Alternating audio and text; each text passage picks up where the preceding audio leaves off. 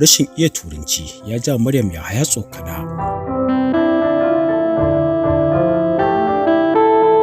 Wani gajeren bidiyo da ya bayyana a shafin TikTok wanda ya bayyana cewa wani ne yake yin bidiyo sai Maryam Yahaya ta zo za ta dauki abu sai yake ce mata Maryam say hi, yayin da ita ma ta da mishi da abin da ya faɗa mata sai ta ce say hi maimakon ta ce hi kawai ta tafi shikenan. Wannan abin ne ya janyo cece-kuce a kafafen sada zumunta wanda mutane da yawa ke ganin rashin iya turanci na damun Maryam Yahaya, ya kamata ta koma makaranta.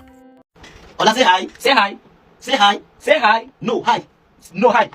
Wajita say hi, say hi, say hi, say hi, no hi, say hi. Babu kana turanci ne ku ce hi, ku ce hi, ku ce hi, no hi, hi. Ko ku ce say hi, no hi za ku ce kawai say hi, ba sai ku ce mun sai dan ba ku ba azara ku dikin dikin da wani say hi, ba haka ba ku ce hi kawai, hi ba hi kawai ba dole ba hi ba an ce say hi ina ce muku say hi ku gane hi dan kawai za ku ce mun say hi kai ba ka ce mun say hi hi dan za ku ba say hi ku ce mun say hi say hi okay say hi ku ce mun say hi to ku ce say hi